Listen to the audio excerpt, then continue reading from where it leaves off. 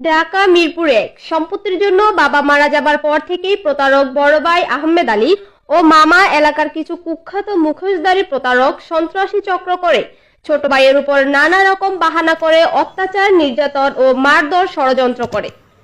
ছোট ভাইয়ের সম্পত্তির অংশ ও কোটি কোটি টাকা প্রতারণা ও আত্মসাৎ করার চেষ্টা করে।